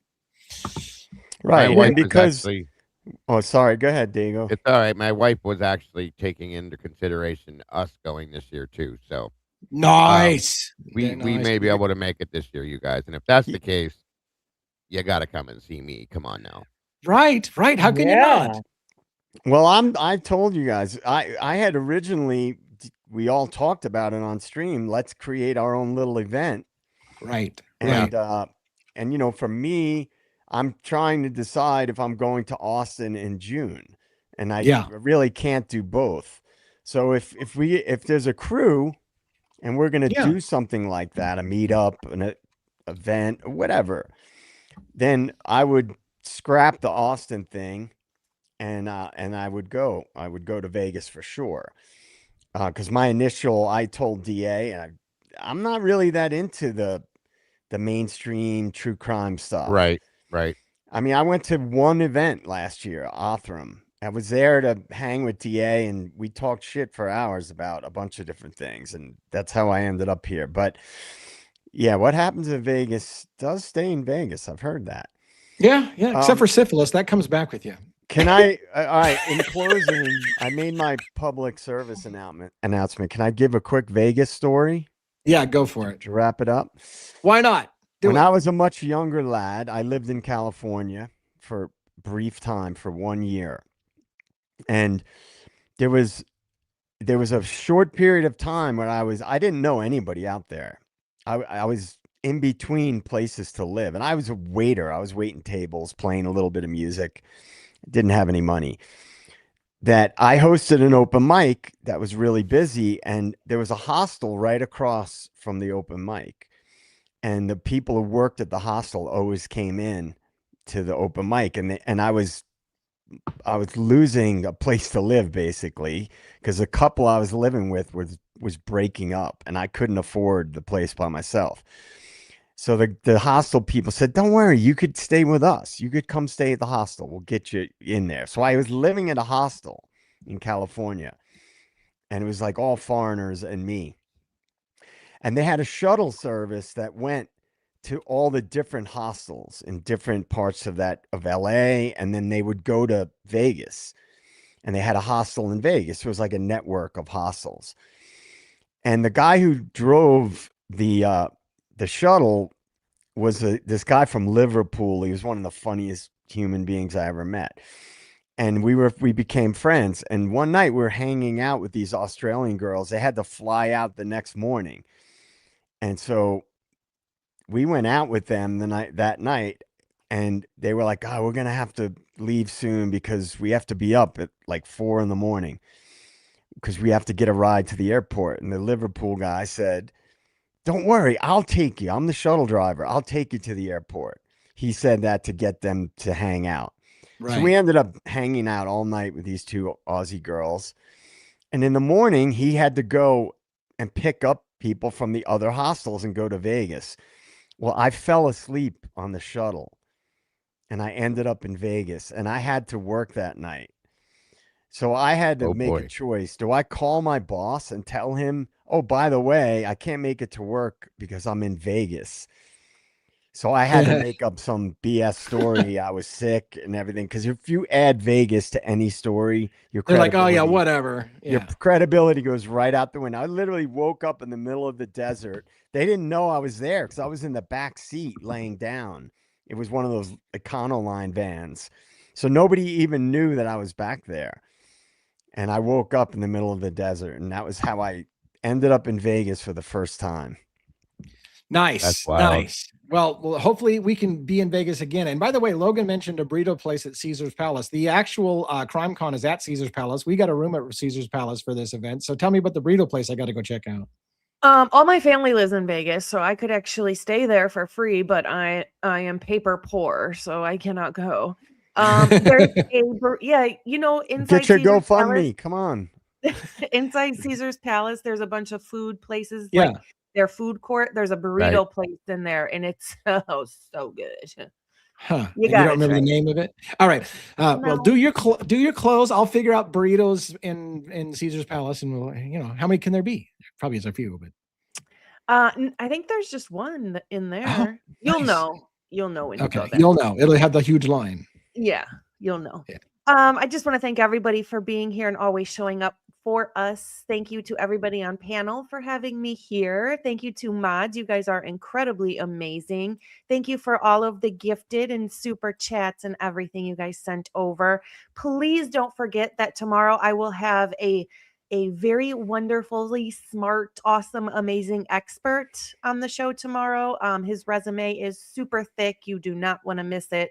It's in crime scene reconstruction, bloodstain pattern analysis expert, and so on and so forth.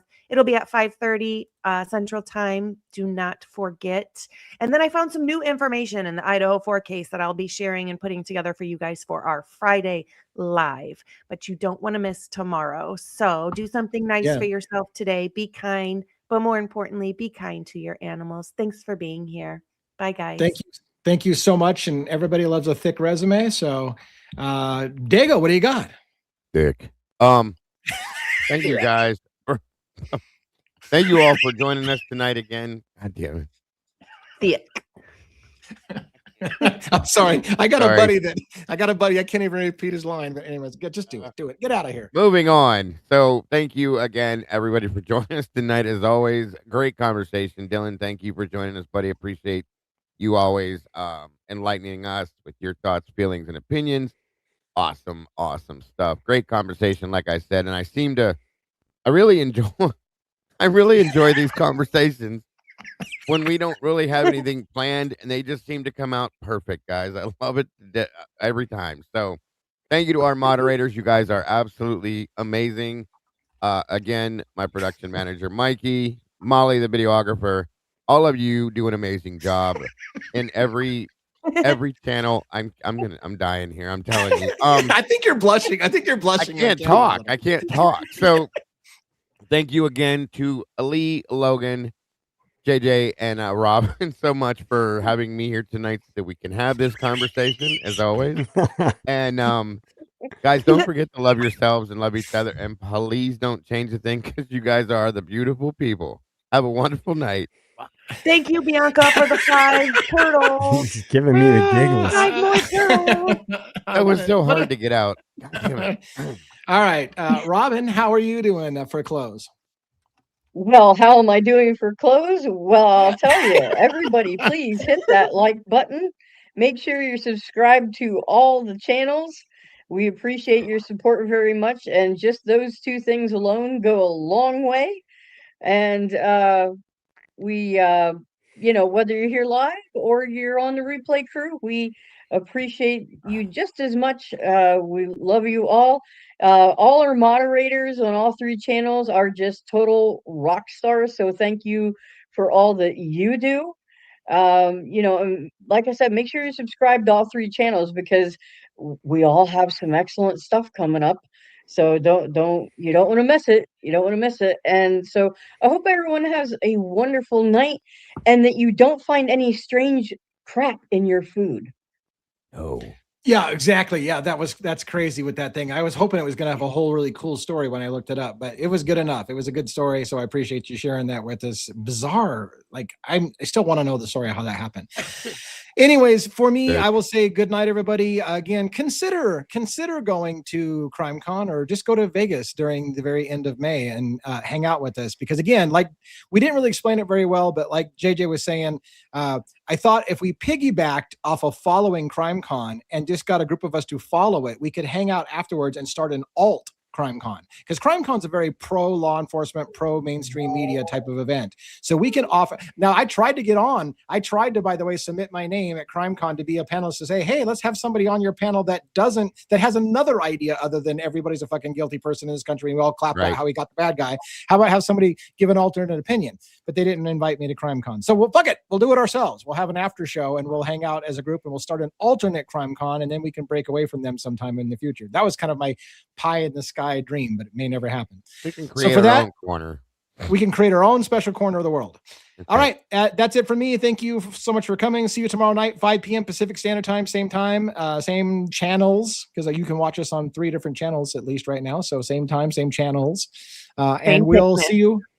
Thank you very much, everybody. Have a great one. Good night, everybody. Same thick channel. Same thick.